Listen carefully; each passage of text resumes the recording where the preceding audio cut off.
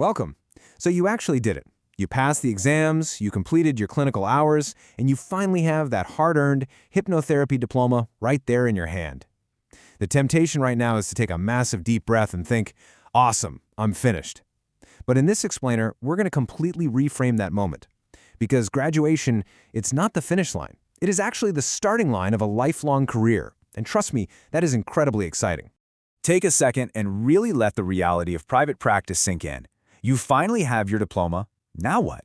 No course, no matter how rigorous or comprehensive, can prepare you for absolutely every single client, every unique challenge, or every clinical situation you're going to encounter in the real world. Okay, let's dive into this, because there is a core truth every successful practitioner eventually learns.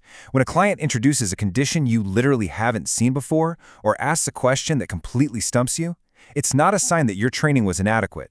It simply means you belong to a dynamic, evolving profession. Healthcare, psychology, neuroscience, these fields are advancing at lightning speed. Our understanding of trauma, memory, and emotional well-being is constantly deepening, which means our learning never truly stops.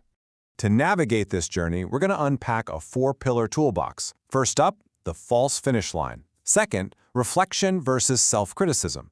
Third, the safety net of supervision. Fourth, planning your professional growth. And finally, the ethics of self-care. All right, let's kick things off with Section 1, the false finish line, and adopting a growth mindset. Let's just break the illusion right now that a diploma equals omniscience. The therapists who truly thrive adopt what's called a growth mindset. This is the foundational ethos of an exceptional therapist. It's the understanding that your professional ability isn't this fixed trait that maxed out the day you graduated. Instead, every single client interaction, whether it leaves you feeling energized or completely challenged, is a prime opportunity to learn something new and develop your skills. And this brilliantly illustrates the difference. When faced with a difficult session, a fixed mindset is kind of like hitting a brick wall. It whispers, "I'm not very good at this," which just breeds a fear of making mistakes. But a growth mindset, it treats a challenge like a giant puzzle. It shifts to clinical curiosity. What can I do to become better? Every challenge is just data, pointing you toward your absolute next area of growth. Moving on to Section 2, reflection versus self-criticism, and developing clinical insight. We really need to reframe the post-session debrief from a stressful exercise into a super empowering tool called reflective practice. Think about it like this.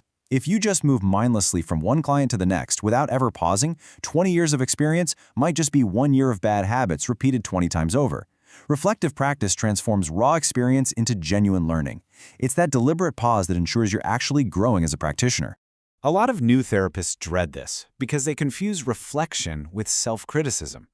Self-criticism is just hunting for your mistakes to beat yourself up. Reflective practice, on the other hand, is entirely balanced. It's acknowledging, hey, I built excellent rapport today, just as much as noting, next time I'd like to ask more open-ended questions before offering suggestions. It leaves you wiser, not discouraged.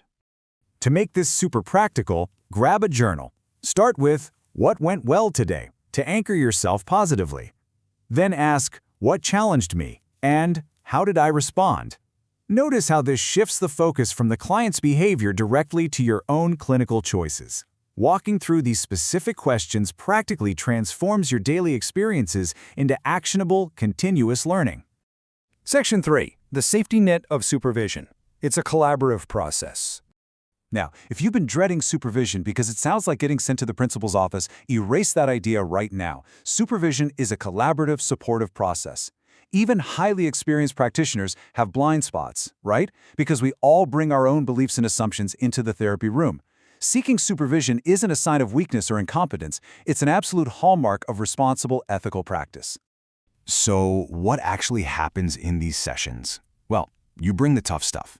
The challenging client presentations, tricky boundary questions, and your own emotional responses to clients. Private practice can be incredibly isolating, and supervision acts as the ultimate cure for that isolation. It provides a really safe space to think critically, catch unconscious biases, and receive constructive guidance. Section 4, planning your professional growth through intentional CPD. With a growth mindset, reflective practice, and a supervisor in your corner, you are ready to make your journey intentional. Continuing professional development, or CPD, isn't just some random race to hoard diplomas and stick them on your office wall. It's about maintaining a professional development plan that targets your specific, identified areas of growth. It's all about learning with a clear direction. Now, what's really interesting about this slide is how we can ground this in a real-world timeline. Let's look at Rachel's journey. Month 1, she reflects and notices some uncertainty when working with complex grief. Month 2, she uses her safety net and discusses these exact concerns in professional supervision. By month 3, she undertakes targeted CPD training and reading. And by month 6, she has gained the confidence and competence to transform a weakness into a clinical strength. That is the whole shebang working perfectly together. Section 5. The ethics of self-care and protecting your well-being. We absolutely have to radically reframe self-care. It is not some fluffy luxury, it is a non-negotiable ethical responsibility. Holding space for trauma, grief, and suffering requires immense emotional energy. If you neglect yourself, you risk burnout, making you fatigued, emotionally reactive, and quite frankly, way less able to think clearly for your clients. Looking after yourself is literally what allows you to provide safe, compassionate care. And listen, burnout doesn't just happen overnight, it creeps up on you. Do a quick self-check right now. Are you feeling emotionally exhausted? Maybe detached from clients you used to connect with? Is your empathy reducing? Are you irritable or having difficulty concentrating? You've got to recognize these symptoms early and seek support way before your clinical practice is compromised. To combat that, build a toolkit that goes way beyond bubble baths. We're talking about maintaining strict, healthy boundaries. We're talking about regular exercise and rest, maybe some mindfulness, personal therapy, and fiercely prioritizing your time with family and friends outside the therapy room. The goal isn't to magically eliminate all stress, because that's impossible. The goal is to remain psychologically healthy enough to effectively care for others. And finally, lifelong learning, the journey ahead. Professional excellence is never achieved by a diploma alone. It's built on these 4 pillars working in total harmony: reflective practice, supervision, intentional education, and self-care. Your development is a lifelong journey. So the crucial point is, what areas will require your greatest ongoing learning? Open up your journal today and write down your honest answer. The starting gun has fired. Your incredible career begins right now.